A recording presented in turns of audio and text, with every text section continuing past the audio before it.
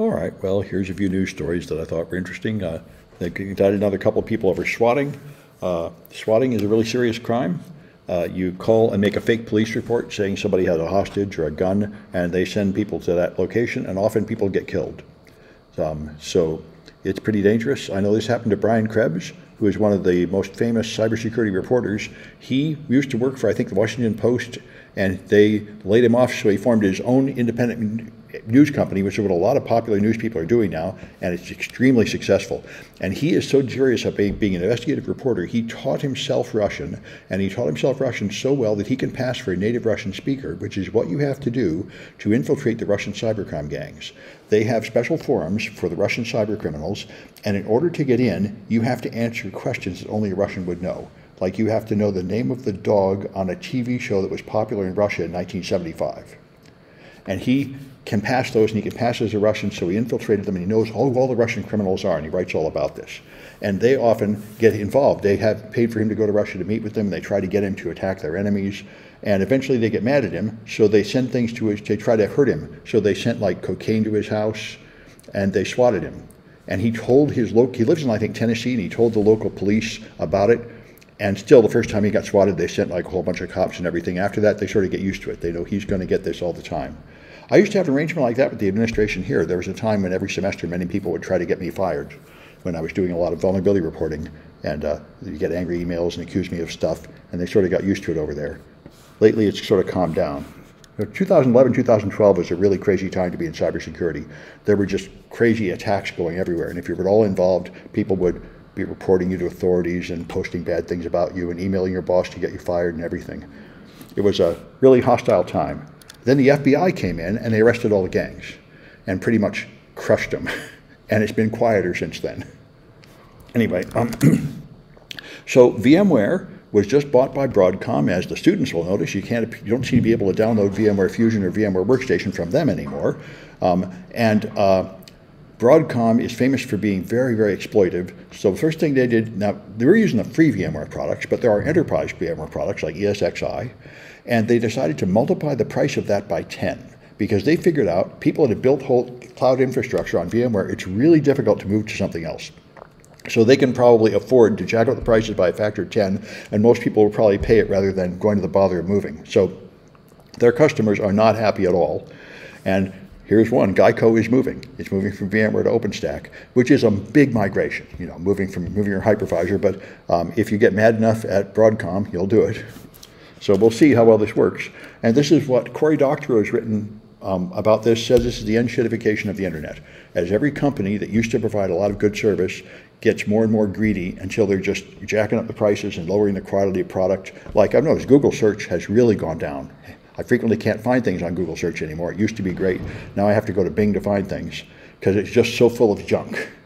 And this is what everybody does. If the only thing that matters is money, you cheapen the product more and more until it reaches the point where people don't like it, and until you almost reach the point where everybody will leave. That's the sweet spot where you make the most money, or so they think.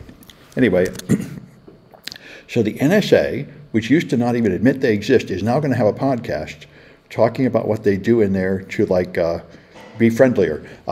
Lord knows if this is going to work. I haven't listened to it. I'm not sure the episodes have come out yet, but I do know the NSA has got really bad press because they were responsible for several of the major cyber attacks because they developed dangerous attacks. They did not tell the company to get them patched, and then they leaked them out.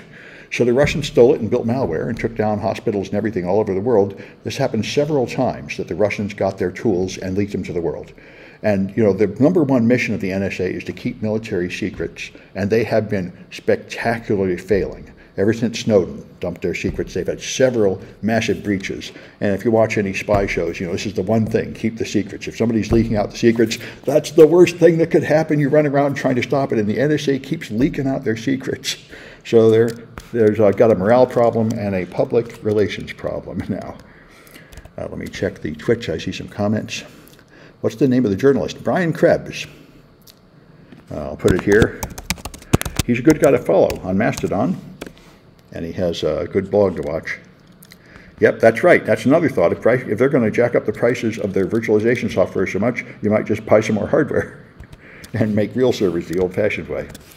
Anyway, so Salesforce Now, I've never quite understood what Salesforce does. They make a pile of money at the Salesforce Tower in San Francisco. I think they do customer relationship management. And so they help you hire staff to talk to your customers for the help desk and tech support and such. And now they're claiming that they're going to have an AI agent. They'll be able to replace most of those people with AIs. And we'll see how well this works. I've heard a lot of people talk about this. Salesforce is a big person if they actually do it. So now you're going to have AI agents, and they say up to 90% of calls are going to go to the AI instead of to a human agent. And one thing that'll do is cause Salesforce to lose money because apparently they charge by the agent. So they're going to have to charge for the AI agents or something. But anyway, it's we'll see if this works. I'm very suspicious. I know whenever I'm talking to a bot, it's useless, and you just have to press the button to get to a human. The AIs would have to work pretty well before this would be any good. And I'm not so sure they're ready for that. I know McDonald's tried this. McDonald's or Burger King, they replaced the drive-through person with an AI. You could talk to it, and they took it all down because it'd get all the orders wrong. Understanding in a noisy condition, somebody yelling out the car window, that's not even easy for a human, and an AI couldn't do it. So you get these stories every now and then. So this sysadmin hacked his own company, locked up the servers, deleted the backups, pretended to be a ransomware agent, and wanted ransom to unlock them all. But he left a lot of clues. You could locate the attack coming from inside the company from a virtual machine. The password on that machine matched the name of the thing, the name of the fake ransomware company and such. So he was really sloppy and he got caught. But I haven't heard of this one before. I have heard of people who get fired and then take revenge by wiping their company servers. And the guy that did that a few years ago, he then drove to McDonald's and bought a hamburger with a credit card. So there was a short list of suspects. Somebody trashed everything. We just fired this guy. So where is he? And they tracked it to this IP address, which was the McDonald's where he was there buying stuff with his credit card. So it was an open and shut case. The ones you hear about, of course, are the ones that are really stupid and get caught. Anyway, so Ukrainian hackers have hacked into Russian TV and radio or TV shows and broadcast shows telling the truth about the war, because in Russia, it's all propaganda. They all believe that they're winning, that there's a whole Nazi regime in Ukraine, that they're executing the Russians and torturing them in Ukraine, and that's why they have to invade. And like 90% of the Russians believe that. Just like in America, about 50% of us believe the stuff on Fox News, which is just also propaganda. And in Russia, it's even more extreme because you have to break the law to get any unfiltered news. And a considerable number of people do, but a lot of people just watch the official broadcast and believe what they're told. So this is one part of the warfare, is to actually disseminate the truth past the barrier. And I mentioned this place here, up2down.com, is where I found you can get copies of VMware without having to go through Broadcom, which seems to make it impossible to get them right now. They claimed they were going to continue to make the free versions available, but so far that doesn't seem to be true. And so I added this to my news links from a couple days ago, and I'll try and add it to the 123 project that refers to this, and any place else I'm referring to it.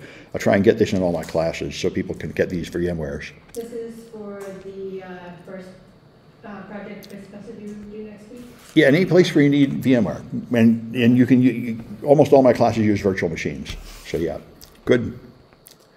And let's see. So Mexico is now on bad terms with America, which Mexico is our #1 ally. They're our closest ally. We have a ton of trade with them. But apparently, the United States and Canadian embassies, what's happening, from what I can understand here, is the president of Mexico is doing what Netanyahu is doing in Israel. Now, in Israel, they only have 2 branches of government, not 3 like we do. It's just the executive and the Supreme Court. And so he decided, the Supreme Court is prosecuting Netanyahu for corruption, because like Trump, he's incredibly corrupt, he's serious crimes. So he decided to remove the power of the Supreme Court to prosecute him, change it so there is no other branch of government, so it'd just be ruled by one man.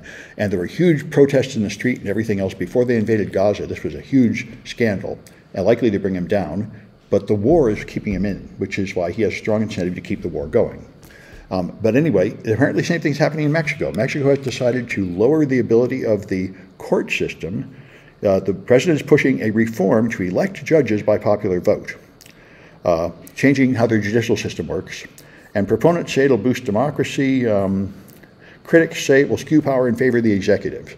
So this is the same thing. It's the leader trying to stop the courts from holding him back.